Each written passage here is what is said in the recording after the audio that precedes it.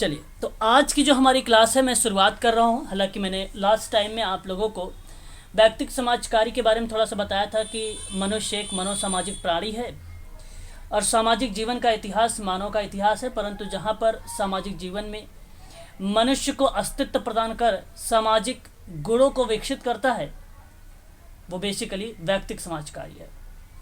तो अलग अलग विद्वानों ने व्यक्तिक समाज कार्य की परिभाषा भी दी थी। मैंने आप लोगों को बताया भी था कि व्यक्तिक समाज कार्य सेवा कार्य एक प्रक्रिया है जिसका प्रयोग कुछ मानव कल्याण संस्थाएं करती हैं ताकि व्यक्तियों की समस्या की पहचान करके उसकी सहायता की जाए और वे सामाजिक कार्यात्मकता की समस्याओं का सामना उच्चतर प्रकार से कर सके। तो ये एक परिभाषा है।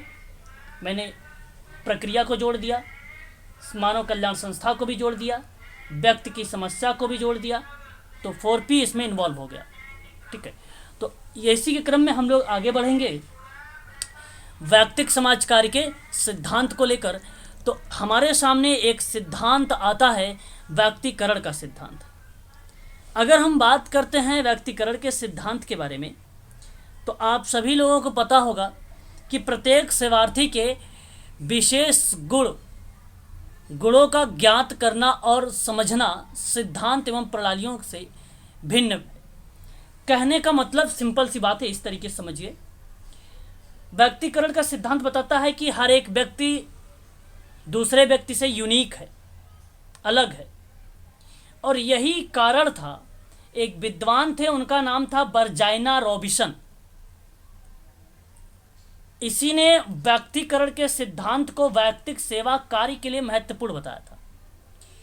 बर्जाइना कि वही जो व्यक्तिकरण का सिद्धांत है वो सोशल केस वर्क में बहुत इंपॉर्टेंट है।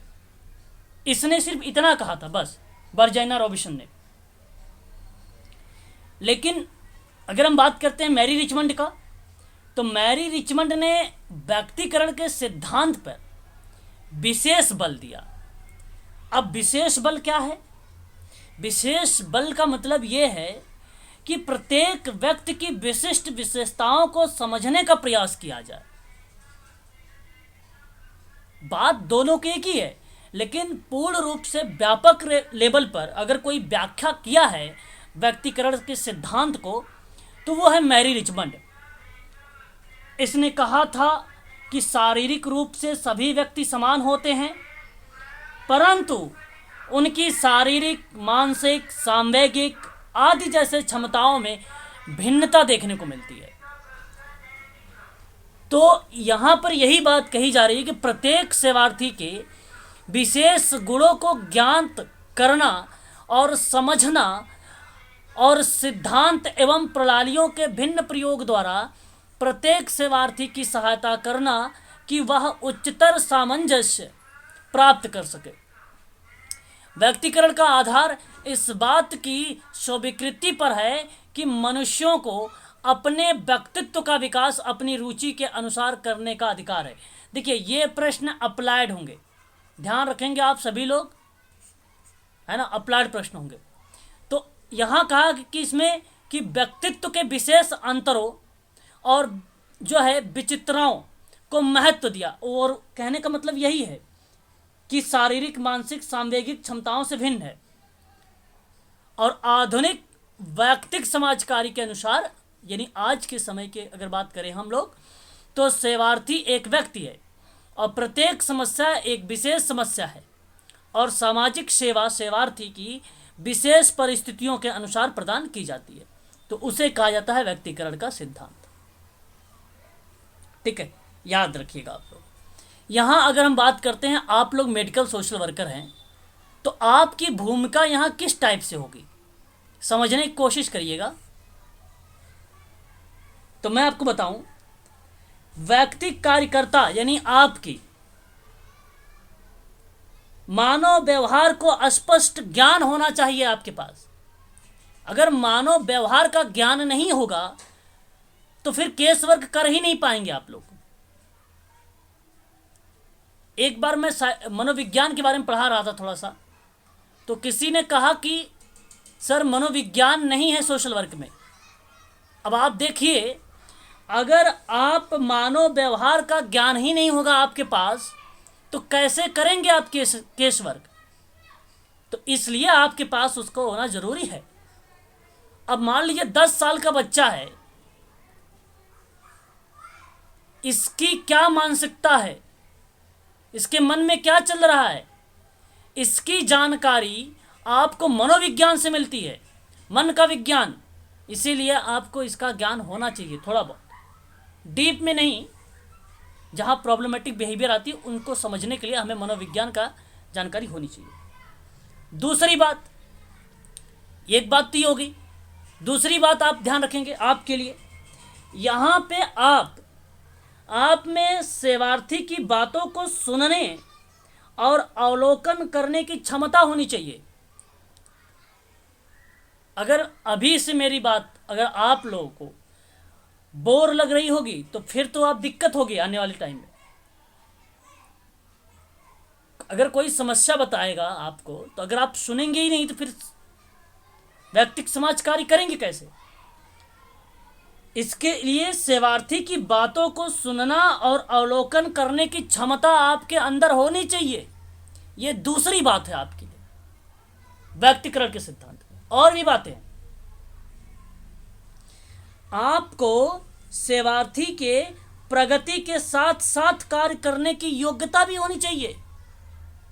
जब आप उसके साथ काम करेंगे तो जाहिर सी बात है उसमें परिमार्जन अवश्य होगा, मतलब मॉडिफिकेशन होगा, और उसी मॉडिफिकेशन के साथ साथ आपको कार्य करना है। जैसे मैं एक एग्जांपल बताता हूं, मान लीजिए एक आजकल अगर आपके क्षेत्र में कोई विशेष विद्यालय होगा। विशेष विद्यालय जानते हैं? कितने लोग जानते हैं विशेष विद्यालय? बताइए। गरिमा मैडम, संजय सर, जानते हैं आप? जानती हूँ विशेष विद्यालय जो स्पेशली ट्रीटेड चिल्ड्रंस होते हैं उनके एजुकेशन के लिए होता है। जैसे जो स्ट्रीट चिल्ड्रन के लिए नहीं मैम, नहीं स्पेशल चिल्ड्रंस, हाँ हाँ हाँ सिंड्रोम या स्लो लर्नर्स हाँ, होते हैं, वेरी गुड, स्पेशल चिल्ड्रंस होते हैं, हाँ वेरी गुड, उनके एजुकेशन के हाँ लिए। ये आपने सही बताया। अगर हम बात करते हैं जो विशेष विद्यालय, जैसे जो RPWD ने 21 टाइप की डिसेबिलिटी बताई है, उनमें से कोई किसी भी डिसेबिलिटी के आधार पर कोई विद्यालय अगर है, मान लीजिए इंटेलेक्चुअल डिसेबिलिटी का कोई विद्यालय है, अब ऐसे बच्चों में कभी विजिट करने चले जाना, आप लोग देखना और विजिट करके बोलना, बच्चों की कॉपी वगैरह चेक करना, और ये अनुमति है आपको, है ना। ऐसा नहीं कि आप चेक नहीं कर सकते, आपके पास अनुमति है बच्चों की कॉपी वगैरह चेक करने के, विजिटर को, वॉलेंटियर को। तो आप जब चेक करेंगे तो आपको वहाँ पे मिलेगा कि भाई +1 डिजिट सिखाया जा रहा है, -1 डिजिट सिखाया जा रहा है, या तो आपका 2 डिजिट या 1 डिजिट का डिवाइड सिखाया जा रहा है, और ये कॉपी पूरी भरी की भरी मिल जाएगी।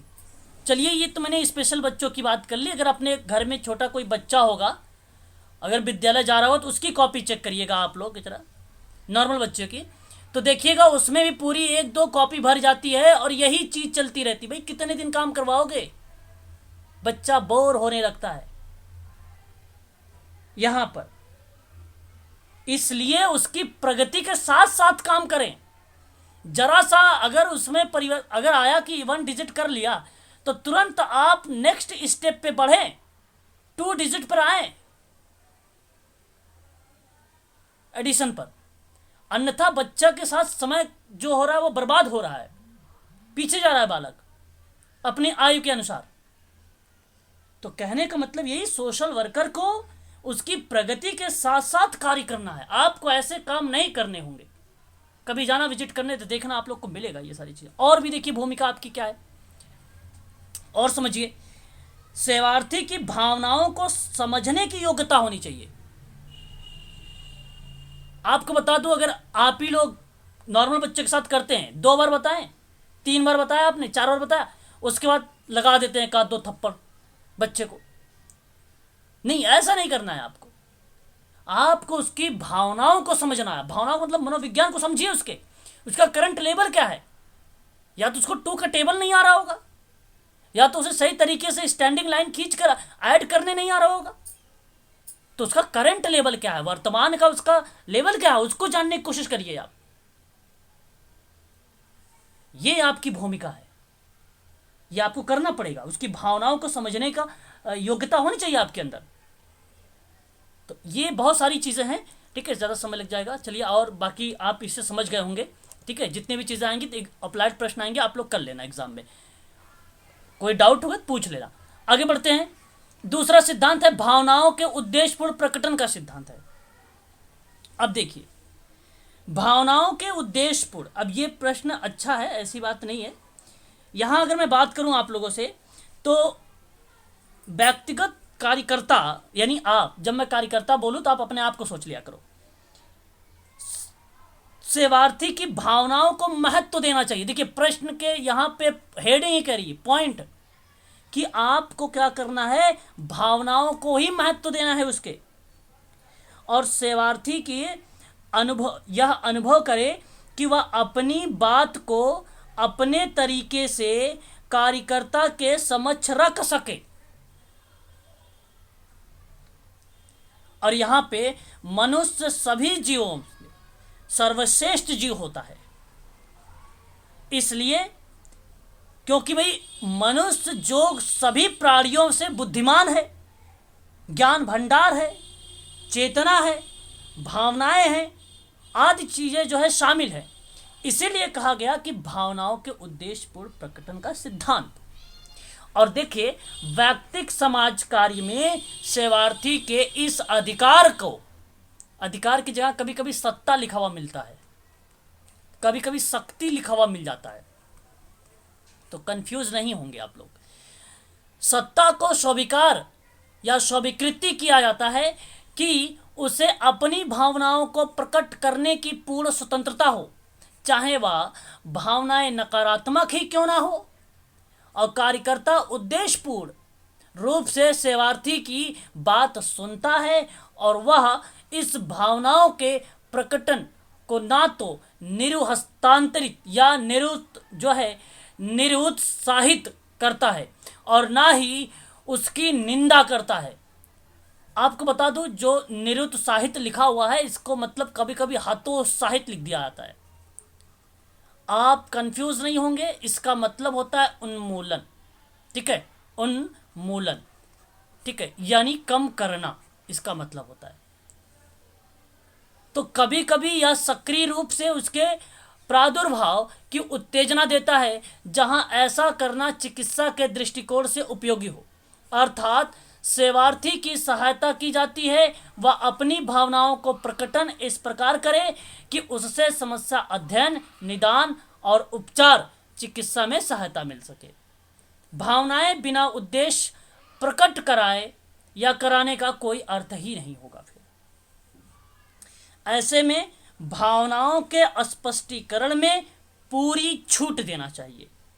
नकारात्मक भावनाओं को स्पष्टीकरण नहीं हो पाता है, तो इसके कारण समस्या को समझना कठिन हो जाता है। तो एक मेडिकल सोशल वर्कर होने के नाते आपको सेवार्थी की बातों को ध्यान पूर्वक सुनना पड़ेगा। याद रखेंगे आप सभी लोग, ठीक है। यहां पे अगर हम बात करते हैं तो भूमिका आपकी क्या होगी। देखिए, अवास्तविक तरीकों का उपयोग कार्यकर्ता के द्वारा नहीं करना चाहिए। पहली बात, इस चीज को ध्यान रखिएगा, ये आपकी एक भूमिका है।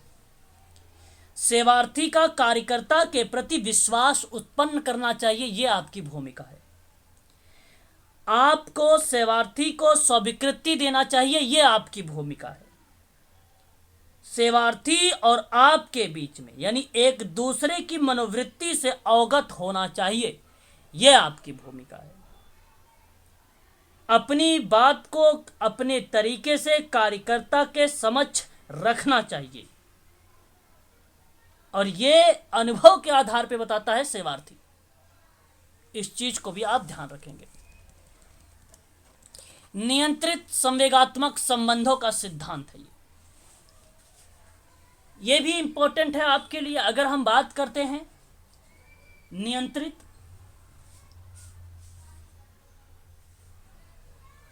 तो इसका मतलब क्या बनेगा। देखिए, कार्यकर्ता को चाहिए कि वह सेवार्थी की भावनाओं को सूक्ष्म ग्राह्यता के साथ समझे और उन भावनाओं के प्रति उसका जो प्रत्युत्तर हो उसका आधार ज्ञान और व्यावसायिक उद्देश्य पर हो। अर्थात सेवार्थी के प्रति कार्यकर्ता को जो सहानुभूति हो वह एक व्यावसायिक एवं वास्तविक सहानुभूति हो।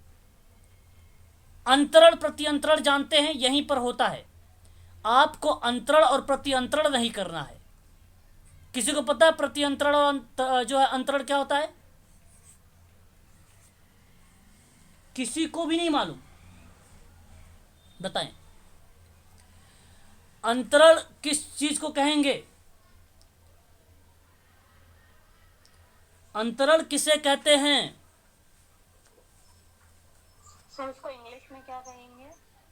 अंतरण को देखो जो है ट्रांसफर भी बोला जाता है, स्विच कवर भी कहा जाता है अंतरण को इंग्लिश में। देखिए मैं बताता हूं, अब मेरी बात को समझिए।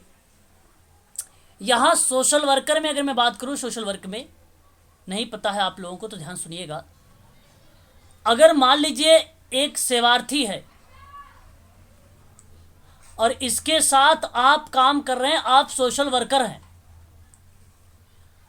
अब ये सेवार्थी अगर मेल है और यहां सोशल वर्कर अगर मेल है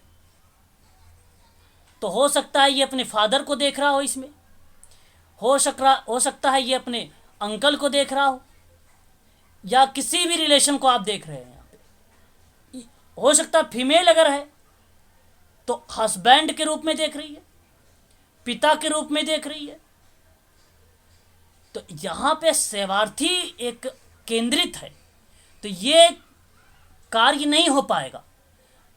तो यहां पर ये चीजें जो है गलत हो जाती है। तो ये अंतरण का जो रूप होता है, केंद्रित होता है सेवार्थी, सोशल वर्कर में अपने रिश्तेदारों का या कोई अन्य ऐसी प्रक्रिया जो है संचालित कर देता है या उसको देखने लगता है उस भूमिका में, तो इसको अंतरण कहते हैं। वहीं अगर जब सोशल वर्कर देखने लगे सेवार्थी में तो वो प्रति अंतरण हो जाता है। वो क्या हो जाता है? प्रति अंतरण हो जाता है। तो कहने का मतलब सहानुभूति हो लेकिन एक व्यावसायिक के दृष्टिकोण से हो। ठीक है, इस चीज को आप लोग ध्यान रखेंगे। स्वीकृति का सिद्धांत काफी ज्यादा इंपॉर्टेंट है ये, और आपको बता दूं समाज कार्य में स्वीकृति शब्द का उपयोग जो है एक व्यापक लेवल पर किया गया है, ध्यान रखिएगा। और प्रत्येक सोशल वर्कर इस शब्द के महत्व से अवगत है। आप में से ऐसे कोई भी स्टूडेंट नहीं होगा जो नहीं जानता होगा स्वीकृति के बारे में। जब किसी वस्तु के संदर्भ में उपयोग किया जाता है या उपहार या स्वीकार करने से संबंधित होता है तो उसको हम स्वीकृति कहते हैं। लेकिन एक विद्वान थे, उनका नाम था रेनॉल्ड बर्थासी या बर्था रेनॉल्ड सी, आप कह सकते हैं। ठीक है, तो इनका नाम आप लोग ध्यान रखेंगे, रेनॉल्ड बर्था, है ना, या वर्था। ठीक है, ये नाम। इनकी एक परिभाषा काफी ज्यादा फेमस रही जो समाज कार्य में पूछा जाता है एग्जाम में। कहते हैं ये कि जब हम सेवार्थी को जैसा है वैसा ही समझ लेते हैं और मानव साथी के रूप में उसका सम्मान करते हैं तो हम सेवार्थी को स्वीकृति प्रदान करते हैं। और यही परिभाषा बर्था रेनॉल्ड ने दिया था। स्वीकृति शब्द का यह अर्थ होता है कि सेवार्थी से उसकी वर्तमान स्थिति के अनुसार व्यवहार किया जाए और उसकी परिस्थिति के अनुसार ही उसके विषय में कोई मत स्थापित किया जाए। सेवार्थी की शक्तियों और दुर्बलताओं, उसके अनुरूप एवं प्रतिकूल गुणों और उसकी सकारात्मक और नकारात्मक भावनाओं और उसकी रचनात्मक एवं विनाशकारी मनोवृत्तियों और व्यवहार के अनुसार ही उससे व्यवहार करना चाहिए। और भी चीजें कहता है कि सेवार्थी से व्यवहार करते समय उसके आंतरिक महत्व एवं वैयक्तिक मूल्यों का ध्यान रखना चाहिए। स्वीकृति का उद्देश्य केवल उन्हीं वस्तुओं को स्वीकृति करना नहीं है जो कार्यकर्ता को अच्छी लगे। इसका उद्देश्य है कि वास्तविकताओं की स्वीकृति है, चाहे वह कार्यकर्ता को पसंद हो या नापसंद हो। अगर कोई क्लाइंट है, अभद्र व्यवहार कर रहा है, सही ड्रेसिंग नहीं है, मलिन बस्ती का है, तो आप ऐसा नहीं करेंगे कि आप जाइए। आप सोशल वर्कर हैं, आपको उसके साथ काम करना होगा। सोशल वर्कर आप इसीलिए बनाए गए हैं कि आप उसके साथ कार्य करें। इस टाइप से आगे कहता है कि स्वीकृति का उद्देश्य चिकित्सा है। साथ ही साथ यह भी समझ लेना चाहिए कि विचलित मनोवृत्तियों और व्यवहार को स्वीकृति किया जाए और इसका संबंध कार्यकर्ता की स्थिति और शारीरिक रोग चिकित्सक की स्थिति के समान होती है, और एक चिकित्सक प्रत्येक प्रकार के रोगियों को चिकित्सा के लिए अपने औषधालय में स्वीकृति करता है, परंतु वह रोग को दूर करने का प्रयास भी करता है, चाहे उसका कारण कुछ भी हो सकता है। उसी प्रकार कार्यकर्ता भी प्रत्येक सेवार्थी को स्वीकृति प्रदान करता है, परंतु इसका अर्थ यह नहीं कि वह उसके असामान्य व्यवहार का पक्ष रख करता है। और स्वीकृति उसी प्रकार की स्वीकृति है जैसी एक चिकित्सक की स्वीकृति होती है। तो बर्थर-रेनाल्ड से ही समझ में आ गया होगा पूरी परिभाषा स्वीकृति के सिद्धांत। और स्वीकृति के जो अंग माने जाते हैं वो बेसिकली सम्मान, सहायता, प्रत्यक्षीकरण, प्राप्त करना, चिकित्सक पक्ष, ये इसके कुछ अंग है। और मैं आपको बता दूं, जो प्रत्यक्षीकरण है इसका मतलब होता है कि व्यक्ति कार्यकर्ता को वस्तुगत तथ्यों को देखना चाहिए, ना कि व्यक्तिगत। वस्तुगत देखेंगे तो भेदभाव नहीं रहेगा। और वह जो भी स्वीकार कर रहा है उसका निष्पक्ष होकर अवलोकन करना और कार्यकर्ता का उत्तरदायित्व है, उसी को कहा जाता है प्रत्यक्षीकरण। एक इसके अंतर्गत अगर हम बात करते हैं, जब स्वीकृति के सिद्धांत के अंतर्गत प्रकार की बात, तो इसमें भी प्रत्यक्षीकरण यही भूमिका निभाती है। और उसके साथ साथ आता है आपका अभिस्वीकृति, और एक आपका आता है उपचारात्मक।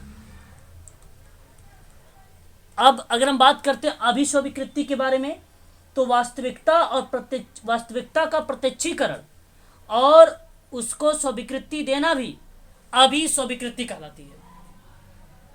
और जो उपचारात्मक समझ होता है, व्यक्तिगत कार्यकर्ता को हमेशा स्वीकृति विषय को समस्या के कारणों के संदर्भ में देखना चाहिए।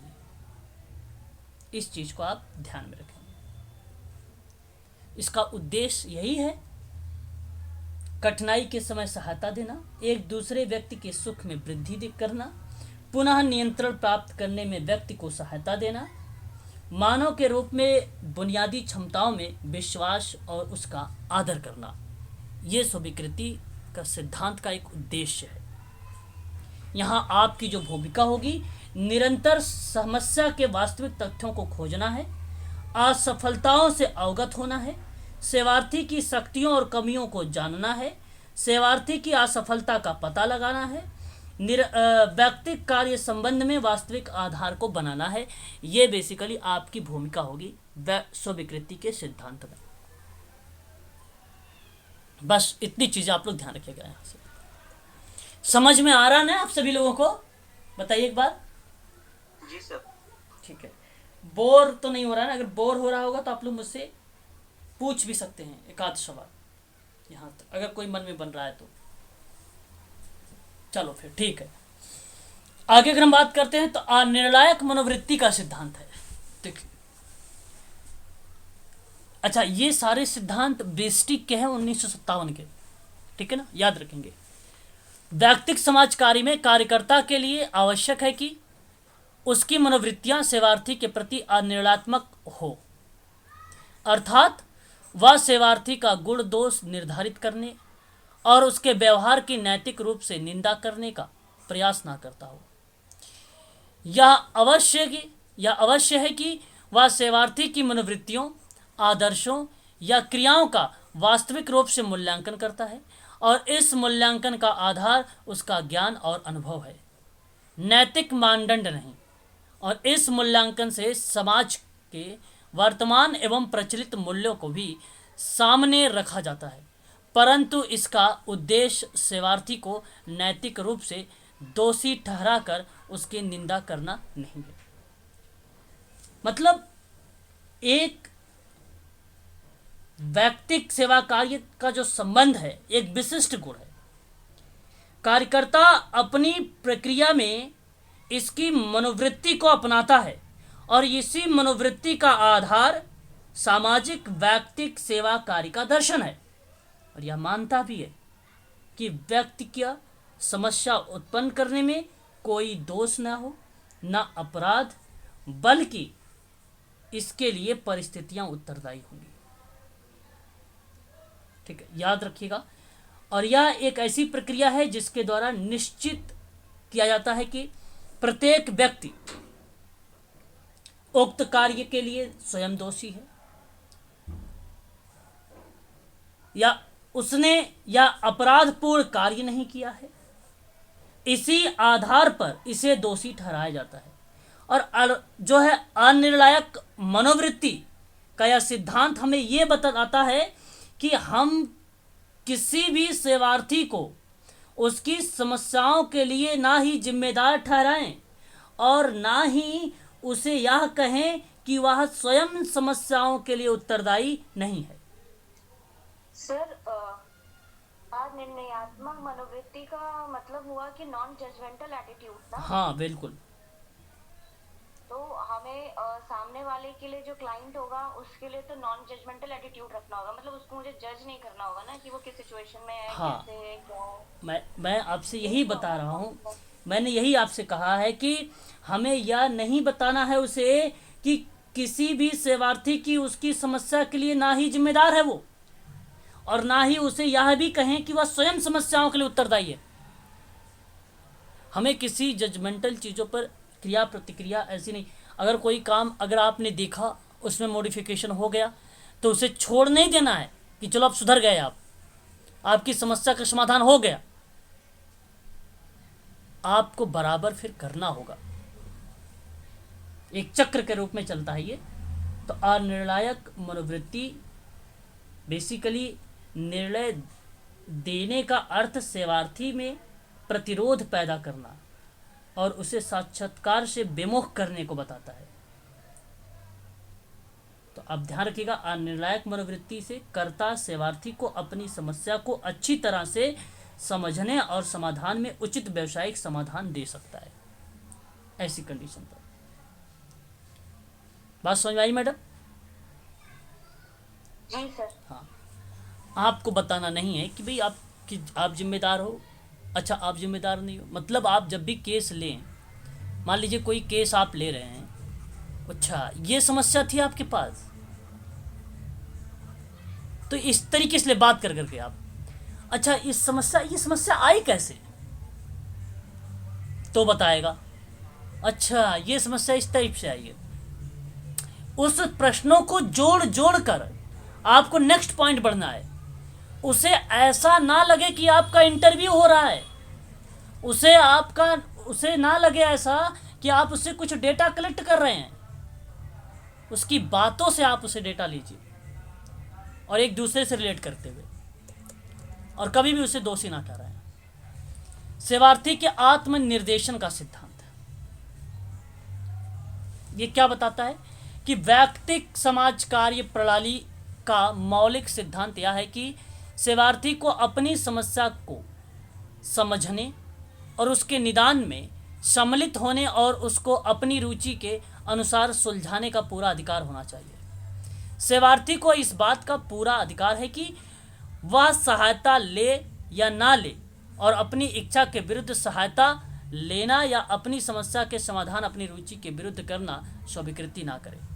आवश्यक है कि समस्या का जो भी समाधान किया जाए, सेवार्थी के विषय में जो भी निर्णय किया जाए, वह सेवार्थी का अपना निर्णय हो और समस्या के वास्तविक एवं अस्थायी समाधान के लिए आवश्यक है कि सेवार्थी को इस बात का अवसर दिया जाए कि वह अपने अहम को यानी ईगो का विकास कर सके और अपने जीवन का महत्वपूर्ण बातों के विषय में स्वयं स्वतंत्र रूप से निर्णय कर सके।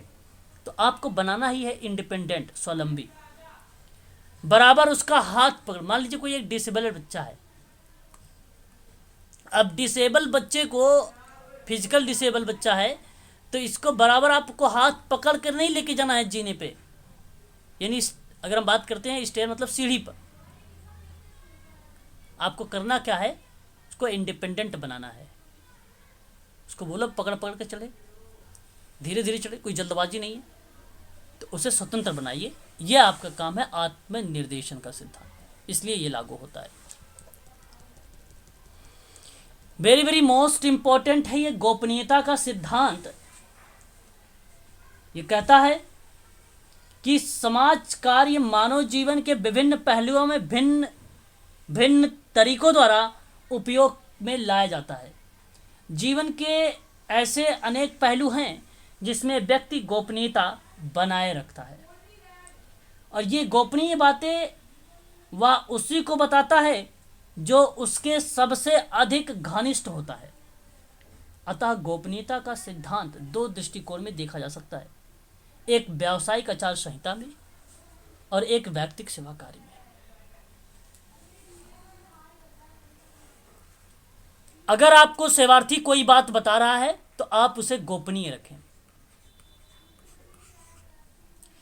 हाँ, यदि आपको ज़रूरत है, भाई तो मान चलिए क्लाइंट है, उस क्लाइंट में फिजियोथेरेपिस्ट की ज़रूरत है, स्पीच थेरेपी की ज़रूरत है, ऑक्यूपेशनल थेरेपिस्ट की ज़रूरत है, योगा की ज़रूरत है, ठीक है, स्पीच एंड लैंग्वेज की ज़रूरत है, तो आप क्लाइंट से पूछिए और पूछने के बाद बताइए इस फिजियोथेरेपिस्ट बच्चों को कि क्या मैं, अगर आपको ये थेरेपी दी जाए तो आप चल सकते हैं सही तरीके से, तो क्या मैं ये बात फिजियोथेरेपिस्ट से जिक्र कर सकता हूँ? तो वो आपसे कहेगा बिल्कुल, तब जाके आप बताएं उसे। इस चीज़ को अब ध्यान रखें। तो सेवार्थी के विषय में कार्यकर्ता को जो कुछ ज्ञात हो उसे गुप्त रखना कार्यकर्ता का नैतिक और व्यावसायिक कर्तव्य है। व्यक्तिगत समाज कार्य में सेवार्थी अपने जीवन की निजी और रहस्यमय बातें कार्यकर्ता को बताता है। वह अपने जीवन के संवेगात्मक पक्षों को व्यक्त करता है और इन सूचनाओं को गुप्त रखना अत्यधिक आवश्यक है। यदि सेवार्थी को गोपनीयता का विश्वास ना होगा तो वह अपनी समस्याओं को पूर्ण रूपेण व्यक्त करने में संकोच का अनुभव भी करेगा। इसलिए गोपनीयता का सिद्धांत होना जरूरी है आप सभी के लिए। संस्था के अंदर सूचना केवल उन्हीं व्यक्तियों को और उसी सीमा तक दी जाती है या दी जानी चाहिए जितनी सेवा प्रदान करने के लिए आवश्यक हो। केवल उसी सूचना को अभिलिखित करना चाहिए और केवल उन्हीं अभिलेखों को सुरक्षित रखना चाहिए जो सेवा प्रदान करने के लिए आवश्यक हो। संस्थान और व्यक्तियों से परामर्श सेवार्थी की अनुमति लेकर करना चाहिए, ना कि आप इंडिपेंडेंट किसी चीज पर डिसीजन ले लें। तो ये हैं कुछ इंपॉर्टेंट बातें, इसको आप लोग ध्यान रखिएगा। तो ये बीस्टिक के 1957 के कुल टोटल 7 सिद्धांत थे जो मैंने आप लोगों से जिक्र किए हैं, अभी इंपॉर्टेंट था ये। अब देखिए थोड़ा सा इतिहास देखेंगे। अच्छा, एक चीज़ यहाँ पे मैं और बता देना चाहता हूँ, आप लोग नोट करना चाहते हैं तो नोट कर लीजिए, है ना, आप सभी के लिए इम्पोर्टेंट है वो भी पॉइंट्स। कॉपी पेन तो होगा ही साथ में आप लोगों का, जो एग्जाम में प्रश्न बनाएंगे वही मैं आप लोगों को बताऊंगा, ठीक है। तो डाल लीजिए approach in social case work, यानी व्यक्तिगत समाज कार्य के उपागम, या आप कह लीजिए अभिगम, लिख लीजिए अपने कॉपी पर। और उसी के आधार पर मैं 2-3 पॉइंट बोलूँगा जो एग्ज़ाम में आप लोगों से प्रश्न पूछे जाएंगे, तो आप लोग बता देना आसानी से, आपके जो है वहाँ से 2 नंबर मिल जाएंगे। ठीक है, तो ध्यान से सुनिए। उपागम में सबसे पहला पॉइंट आप लोग लिखिएगा मनोविश्लेषणात्मक। मनोविश्लेषणात्मक। कोई बताना चाहेगा ये सिद्धांत या उपागम किसका है? Sigmund Freud. सिगमंड फ्राइड का। बहुत बढ़िया। सिगमंड फ्राइड के जो व्यक्तित्व का सिद्धांत दिया है उसी पर आधारित है ये, और इसमें इद, ईगो, सुपर ईगो के बारे में बात की गई है। इस चीज़ को ध्यान रखिएगा, क्योंकि ये व्यक्तित्व की एक ऐसी स्थिति संरचना के रूप में देखा गया है। फ्राइड कहते हैं कि संघर्ष का उपचार तभी हो सकता है जब व्यक्ति के अचेतन मन को प्रकट किया जाए और संघर्ष के सभी पक्षों को चेतन मन के स्तर पर सामने लाया जाए। तो दमन ही व्यक्तित्व संबंधी समस्याओं को सबसे बड़ी घटना मानी जाती है, ये सिगमंड फ्राइड के अकॉर्डिंग। तो मनोविश्लेषणात्मक अभिगम के रूप में ये जाना जाता है। ठीक है, इनकी 2 मूल प्रवृत्तियां हैं, एक है इरोस, एक है थेनाटोस। मैंने आप लोगों को बता चुका शायद, है ना, तो ये भी आप ध्यान रखिएगा। इनकी 5 अवस्था हैं: मुखावस्था, गुदावस्था, लैंगिक अवस्था, सुषुप्तावस्था, जनेंद्रियावस्था। जो लैंगिक अवस्था है इसमें 2 ग्रंथि पाई जाती है, एक है एडिपस ग्रंथि और एक है इलेक्ट्रा ग्रंथि। अब आप लोग जरा मुझे बताइए, इलेक्ट्रा ग्रंथि किसमें पाई जाती है? इलेक्ट्रा ग्रंथि किसमें पाई जाती है? इलेक्ट्रा ग्रंथि मतलब किसमें पाने का मतलब ये है कि किस माता में पाई जाएगी या पिता में पाई जाएगी? सर इलेक्ट्रा में होता है डॉटर और फादर का रिलेशन, ऑडिपस में होता है सन और मदर का रिलेशन। ठीक है, देखिए ओडिपस ग्रंथि, इन्होंने सही बताया कि ये मनोविश्लेषण के जो जन्मदाता थे डॉक्टर सिगमंड फ्राइड ने, इन्होंने कहा था कि पुत्र अपनी माता के प्रति काम वासना की ग्रंथि को एडिपस कॉम्प्लेक्स की संज्ञा दी थी, और यही तीसरी अवस्था में पाई जाती है। और ठीक अगर हम बात करते हैं कि पिता के प्रति जो है, पुत्री की अपनी पिता के प्रति की बात करते हैं, तो वहाँ पे आती है इलेक्ट्रा ग्रंथि। तो ये काफ़ी इम्पोर्टेंट सवाल बना हुआ है यूजीसी में, इस चीज़ को भी आप लोग ध्यान रखेंगे। ठीक है, इम्पोर्टेंट चीज़ है ये। आगे बढ़ते हैं, और भी चीज़ें हमें देखने को मिलती हैं। अच्छा, और भी देखिए दूसरा, ये तो पहला हो गया, दूसरा आप उपागम लिख सकते हैं। ये पॉइंट आप लोग नोट कर लिया करें। दूसरे में अगर हम बात करते हैं तो एक है मनोसामाजिक उपागम। देखिए यहाँ पर ध्यान से सुनिएगा, मनोसामाजिक उपागम, और एक है आपका मनोसामाजिक विकास का सिद्धांत। विकास का सिद्धांत, ये जो मनोसामाजिक उपागम है, ये सोशल वर्कर में गार्टन हैमिल्टन का नाम आता है। और मनोसामाजिक विकास का सिद्धांत की बात करते हैं तो एक विद्वान है इरिक इरिक्सन, जिन्होंने 8 अवस्थाओं के बारे में जिक्र किया है। ठीक है, याद रखेंगे। पहले मैं आपको बता दूं कि मनोसामाजिक उपागम को समझाने के लिए गार्टन हैमिल्टन ने 2 किताब लिखी थी। एक किताब का नाम इनका था, सन 1937 में सबसे पहली किताब आई थी, और उस किताब का नाम था basic concept in social casework. Note कर लीजिएगा, basic concept in social casework 1937 में गार्टन हैमिल्टन की लिख थी, जो मनोसामाजिक सिद्धांत की प्रमुख विशेषता बताती थी। नए ज्ञान, नवीन आंकड़े, नए अनुभव पर परिवर्तन लाने की बात करते थे।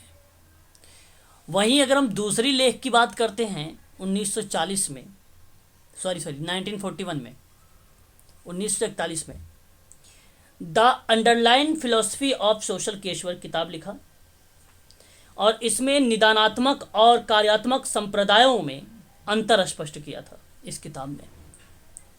तो ये उपागम थे। इन उपागम को आप लोग जो है ध्यान रखेंगे। ठीक है, और याद रखिए जो मनोसामाजिक उपागम की अगर हम बात करते हैं, उन अगर कार्यों को लेकर, उनके कार्यों को लेकर, तो मैरी रिचमंड के कार्य से होकर यह मनोसामाजिक उपागम का विकास हुआ, क्योंकि ईगो साइकोलॉजी और सामाजिक व्यक्तिक सेवा कार्य में घनिष्ठ संबंध स्थापित होता है। इसलिए 1926 के आसपास में सिगमंड फ्रायड ने मनोविश्लेषण का सिद्धांत जो है दिया था, 1926 में। एक उपागम और आता है जिसका नाम है समस्या समाधान उपागम, थर्ड समस्या। ये किसने दिया है बताएं जरा आप लोग।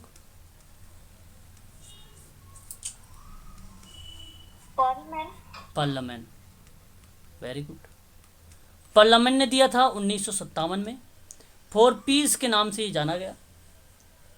इसमें बेसिकली इसने बताया है कि व्यक्ति अपना समायोजन उचित तरीके से करने में जब असफल होता है, तो इन्होंने कहा कि भाई क्षमता, संप्रेषण, अवसर इत्यादि चीज को अगर देखा जाए तो व्यक्ति को समाज की मुख्य धारा से जोड़ा जा सकता है। तो ये बात सिगमंड फ्रायड ने, मैरी रिचमंड ने इस बात को बताया था। इसको आप ध्यान रखेंगे। एक और उपागम है, अगर मैं आपसे बात करूं, व्यवहार परिशोधन। ये बताइए किसने दिया है? व्यवहार परिशोधन। पावलोव? नहीं, इस सिद्धांत के अगर बारे में बात करते हैं तो B.F.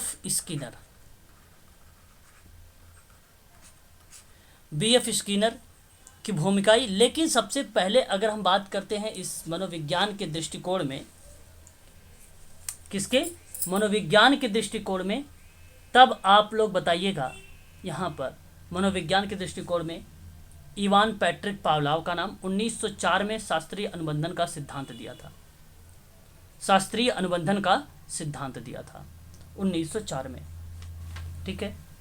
और इन्होंने कुत्ते पर दिया था। किस पे दिया था? कुत्ते पर किया था। इस चीज को आप लोग ध्यान रखेंगे, ठीक है।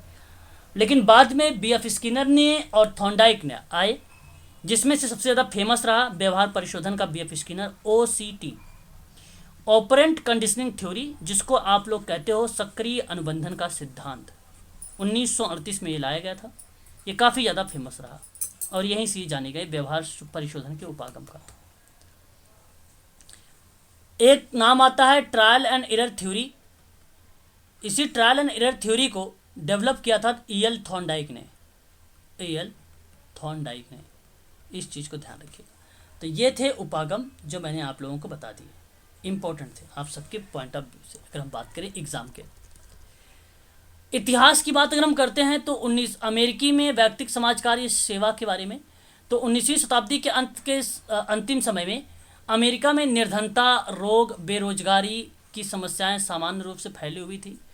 विशेष रूप से बड़े बड़े नगरों में बेरोजगारी की समस्या अधिक थी और उस समय के परोपकारी व्यक्तियों पर यह बात स्पष्ट हो गई कि निर्धन विधान को चलाने वाले अधिकारियों द्वारा जो सहायता दी जा रही है वह न तो पर्याप्त है और न ही रचनात्मक है। यह बात भी स्पष्ट हो गई कि परोपकारी संस्थाओं के बीच सहयोग के अभाव के कारण एक दूसरे के कार्यों एवं कार्य क्षेत्र के विषय में सूचना नहीं मिल पाती है और परिणाम स्वरूप जो कुछ परिश्रम किया जाता है वह धन और व्यय पर आधारित है। यहाँ अगर हम बात करते हैं तो सीधा सी बात है, अमेरिका में, हालांकि आपको मैं बता दूं, विभिन्न प्रकार के कानून आए हैं, लॉ आए हैं। तो 19वीं शताब्दी में अमेरिका में निर्धनता, रोग, बेरोजगारी की समस्याओं को सामान्य रूप से जो फैली थी उसको समाप्त करना या उन्मूलन करने की प्रतिक्रिया में व्यक्तिक समाज कार्य का जो है इतिहास के बारे में सबसे पहले इसकी भूमिका हमें देखने को मिलती है। हालांकि आपने नाम सुना होगा एलिजाबेथन पुअर लॉ का, एक एक्ट बना था। बताया गया था कि वृद्ध और अभावग्रस्त माता पिता की सहायता करना और अनिवार्य बना देना। ये 1601 में एलिजाबेथन पुअर लॉ जो लाया था 43A के अकॉर्डिंग मैं बात कर रहा हूँ, उसमें चर्चा पर चर्चा की गई थी। दिव्यांग बालकों के लिए भारत का जो पहली बार जो ऐच्छिक संस्था बनाई गई थी वो बनाई गई थी 1947 में, 1947 में। इस चीज़ को भी आप लोग ध्यान में रखिएगा। चैरिटी ऑर्गेनाइजेशन सोसाइटी की बात कर लेते हैं, जिसको आप लोग जानते हैं 1877 में अमेरिका में बुफेलो में सेवार्थियों की व्यक्तिक और आर्थिक समस्याओं को सुलझाने के लिए सामाजिक हल यानी सुझाव का प्रयोग करना चाहा और इस उद्देश्य की पूर्ति के लिए व्यावसायिक प्रशिक्षण उपकरण, छोटे छोटे कारखानों और व्यापार के लिए धन, भोजन, वस्त्र, परिवारों के लिए कमरों और छोटे छोटे से घरों की सुविधा प्रदान की गई। और इस अवसर पर एक प्रमुख बात यह हुई कि स्वयं सेवकों और COS मतलब चैरिटी ऑर्गेनाइजेशन सोसाइटी, जिसको 1877 बोला, प्रतिनिधि वैतनिक थे और वे COS के क्योर के लिए नगर के धनी व्यक्तियों के धन एकत्र करने से संबंधित था। यानी कहने का मतलब ये हुआ कि जो निर्धन व्यक्ति थे, जो वृद्ध व्यक्ति थे, उन व्यक्तियों के बारे में अगर हम बात करते हैं तो उनके लिए एक चैरिटी ऑर्गेनाइजेशन सोसाइटी की स्थापना की गई। और चैरिटी ऑर्गेनाइजेशन सोसाइटी में गुटरीन का नाम आता है, इन्होंने इसकी स्थापना की थी, गुटरीन महोदय ने। और उसमें निर्धन व्यक्तियों, असहाय व्यक्तियों की सहायता की बात की गई थी सन 1877 में अमेरिका में, जिसमें धन, भोजन, वस्त्र, परिवारों के लिए कमरे, एक छोटे से घर की सुविधा प्रदान करना, विभिन्न प्रकार के संसाधन प्रोवाइड करना, कार्यक्रम को प्रोवाइड कराना, ये सारा काम अमेरिका में हो रहा था। आगे अगर हम बात करते हैं, COS ने इस बात का प्रयास करना आरंभ किया कि ऐसे सामाजिक विधान बनने चाहिए जिसमें निराश्रित, रोग और सामाजिक विघटन का प्रतिबंध हो सके। सामाजिक सुधार के उपायों से निर्धन व्यक्तियों की दशा में उन्नति लगी, परंतु फिर भी कुछ परिवार ऐसे भी थे जिनकी आवश्यकताएं पूरी नहीं हो पाती थी और ऐसे सहायकों और आवश्यकताएं थी जो, ध्यान रखेंगे आप सभी लोग, जो उनकी समस्याओं की सहानुभूति के साथ समझकर उन्हें उपदेश भी दिया करते थे। तो ये सभी जो हैं वैयक्तिक समाजकारी के इतिहास के रूप में जाने जाते हैं और इम्पोर्टेंट चीज़ें हैं। अगर हम बात करते हैं हिस्ट्री में ही, तो वैयक्तिक समाजकारी में बहुत सारी ऐसी क्रियाविधि हुई हैं जिसमें सामाजिक सुधारों के उपाय से निर्धन व्यक्तियों की दशा में उन्नति होने लगी, परंतु फिर भी कुछ परिवार ऐसे भी थी जिनकी आवश्यकताएं पूरी नहीं हो पाती थी, जिन्हें ऐसे सहायकों की आवश्यकता होती थी और उनकी समस्याओं की सहानुभूति के साथ समझकर उन्हें उपदेश भी दिया जाता था। आगे अगर हम बात करते हैं तो इसी में एक और पॉइंट आता है, काफ़ी ज़्यादा इम्पोर्टेंट है ये। अगर हम बात करते हैं जो है सन 1917 में पहली बार मैरी रिचमंड ने वैयक्तिक समाजकारी की प्रक्रिया की एक निश्चित रूप से अपनी पुस्तक सोशल डायग्नोसिस में प्रस्तुत किया, परंतु यह स्पष्ट हो गया कि केवल परामर्श से ही पुनर्वास नहीं किया जा सकेगा, यह कि इसके लिए आर्थिक साधनों को भी आवश्यकता होगी। अतः निजी एवं सार्वजनिक आर्थिक सहायता के कार्यक्रम भी प्रचलित रहेंगे और अब भी प्रचलित हैं। तो ये चीज़ें भी आप ध्यान रखिएगा जो कि अमेरिका से संबंधित थे इतिहास में। आगे अगर हम बात करते हैं तो इंग्लैंड का वैयक्तिक समाज कार्य के इतिहास में ये काफ़ी ज़्यादा फेमस रहा है। तो मध्यकाल में इंग्लैंड के गरीबों की सहायता का कार्य जो है चर्च के माध्यम से हुआ था। धार्मिक भावनाओं से अगर हम बात करें होकर लोग असहाय, अंधों और दिव्यांग और रोगियों की सहायता करना, दान वितरण के कार्यों को अधिक महत्व देना, ये सारी चीज़ें जो है इंग्लैंड में वैयक्तिक समाज कार्य के माध्यम से किया गया था। इसमें अगर हम बात करते हैं तो देखिए एक आता है एलिजाबेथन धनहीनों के लिए कानून, और ये कानून था 1601 में एलिजाबेथन पुअर लॉ बना, जिसके द्वारा पुरखों का मतलब होता है वृद्ध तथा अभावग्रस्त माता पिता की सहायता करना अनिवार्य कर दिया गया। और इस कानून ने निर्धनों की 3 श्रेणियों में विभाजित कर दिया। एक होता है सामर्थ्य निर्धन, एक होता है असामर्थ्य निर्धन और एक होता है आश्रित बालक। तो ये ध्यान रखिएगा कि एलिजाबेथन जो धनहीन के लिए कानून बनाया गया था 1601 में, उसमें कितने टाइप के निर्धनों के बारे में चर्चा की गई थी। तो 3 टाइप के 3 श्रेणियों में बताया गया था निर्धन को। तो याद रखेंगे आप लोग ये तीनों टाइप, ठीक है। आगे बढ़ते हैं और भी चीज़ें मिल जाएंगी। आगे बात करते हैं पुअर लॉ अमेंडमेंट एक्ट था, और इस एक्ट में अगर हम लोग बात करते हैं तो ये बेसिकली दुष्व्यवहार या उचित स्वच्छता का अभाव, अनैतिकता या भ्रष्टाचार के कारण सन 1982 में पुअर लॉ अमेंडमेंट एक्ट बना, जिसमें वैधानिक निरीक्षकों के स्थान पर वैधानिक संरक्षक की नियुक्ति की गई। शेल्टर, जिसको आप बोलते हैं आश्रमों की सहायता, समाप्त कर दी गई और कार्य न मिलने की अवधि में इच्छुक व्यक्तियों को सहायता भी दी जाने की व्यवस्था कर दी गई पुअर लॉ अमेंडमेंट एक्ट में, जो 1982 के नाम से जाना जाता है। थॉमस एक आया था, थॉमस चामर्स का जो है योगदान की बात करता है। तो थॉमस चामर्स ने अपने अनुभव के आधार पर दान पद्धति की कटु आलोचना कर दी थी कि व्यवस्था निर्धनों में आचार्य भ्रष्टाचार को प्रोत्साहित देती है, स्वावलंबन की इच्छा को निर्बल बनाती है। इस संबंध में थॉमस का कुछ सुझाव आया था। इन्होंने कहा था कि दुर्गति के प्रत्येक मामले की जांच भलीभांति से की जाए, कष्ट के सभी कारणों का निश्चय किया जाए और निर्धनों में आत्मनिर्भरता की सभी संभावनाओं को विकसित किया जाए।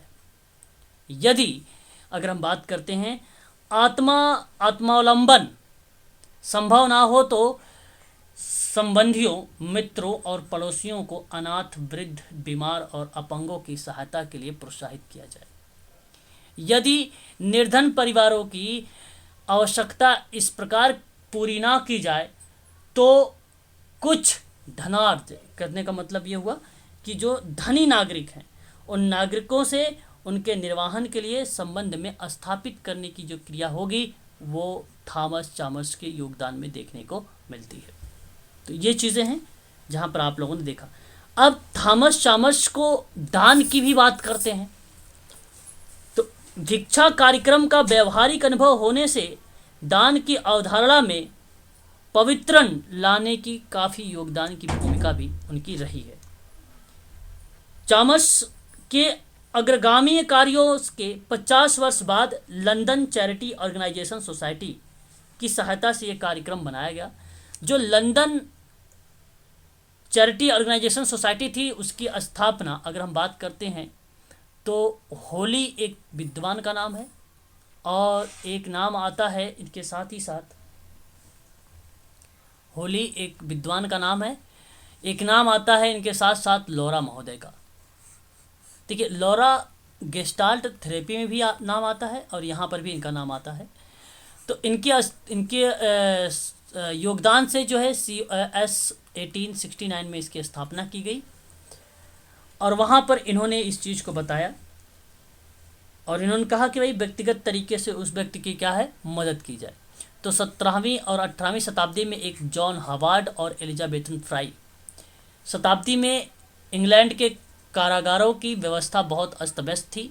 बंदियों के साथ दुर्व्यवहार किया जाता था तथा उन्हें आवास और भोजन और वस्त्र की उचित व्यवस्था नहीं रखी गई थी। तो ये बात थी जॉन हावर्ड और एलिजाबेथन फ्राई की, जो 17वीं 18वीं शताब्दी में इंग्लैंड में व्यवस्था की गई थी।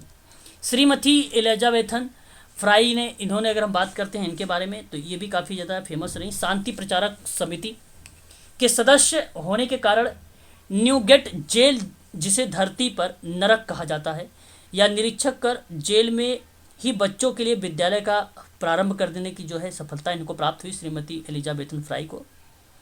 और बंदियों में से एक विद्यालय की अध्यापिका के रूप में नियुक्त की गई है।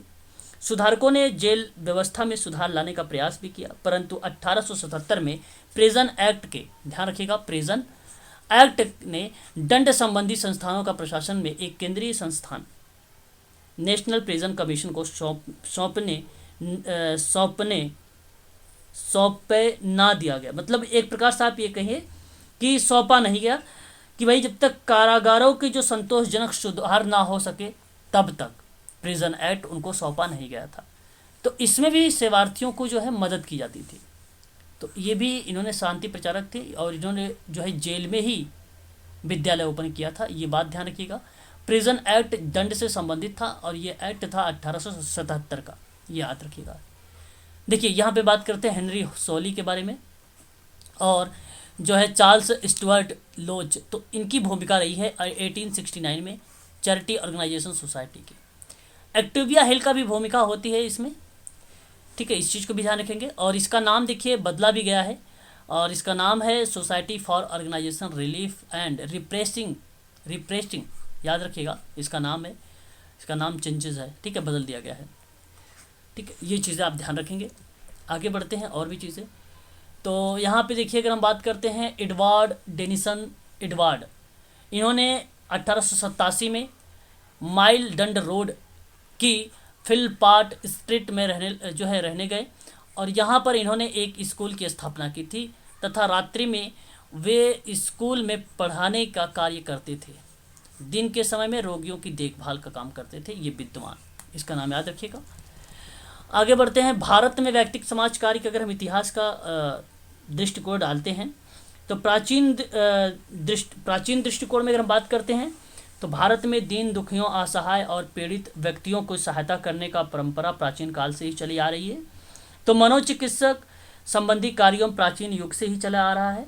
कृष्ण भगवान ने अर्जुन को उपदेश दिए थे। वशिष्ठ की बात करते हैं तो श्री रामचंद्र जी को अपने कर्तव्यों को बोध कराया था। अगर हम बौद्ध की बात करते हैं तो अंगुलीमाल का नाम आपने सुना होगा, उसके व्यवहारों को परिवर्तित किया। तो भारत हालांकि बेसिकली प्राचीन समय से ही प्रचलित रहा है। और अगर हम बात करते हैं तो इसके अंतर्गत बौद्ध काल में समाज की भलाई के लिए अनेक जो है प्रकार से उपदेश देने का प्रबंधन किया गया है ना।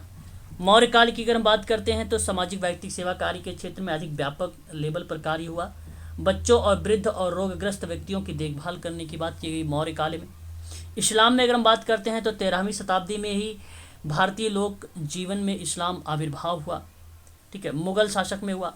अगर हम बात करते हैं अंग्रेजी शासन की बात, तो अंग्रेजी शासन काल में अनेक समाज सुधारक आंदोलनों का सूत्रपात रहा, जिसमें राजा राम मोहन राय बाल विवाह और सती प्रथा को रोकने का प्रयत्न किया। अनेक प्रयत्नों के फलस्वरूप जो है 1829 में प्रतिबंध अधिनियम को पारित कर दिया, सती प्रथा अवैध घोषित कर दिया। 1856 में हिंदू विधवा पुनर्विवाह अधिनियम पास हो गया था, ये भी ध्यान रखिएगा आप सभी लोग।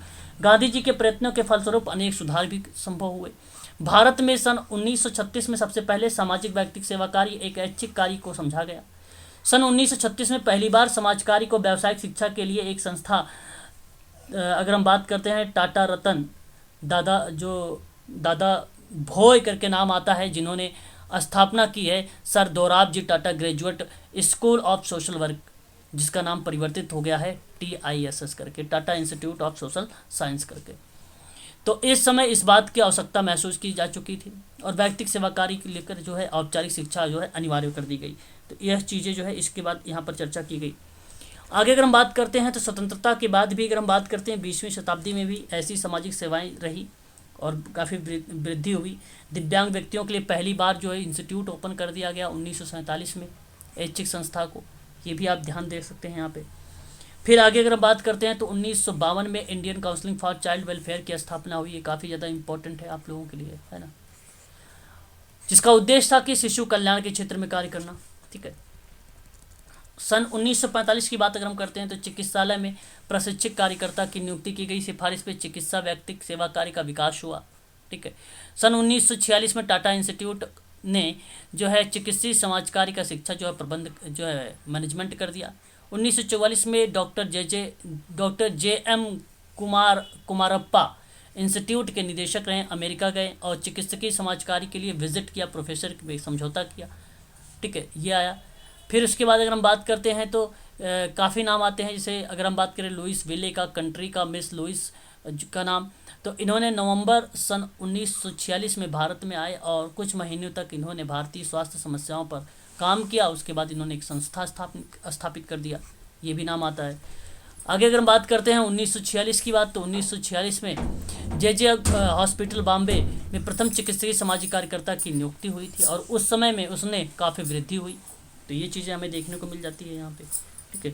तो ये सारी चीज़ें आप लोग ध्यान रखिएगा, ठीक है। तो ये थे इतिहास व्यक्तिगत समाज कार्य का जो मैंने आप लोगों को आज बताया है, ठीक है। तो ध्यान रखिएगा, आज की क्लास यहीं तक है।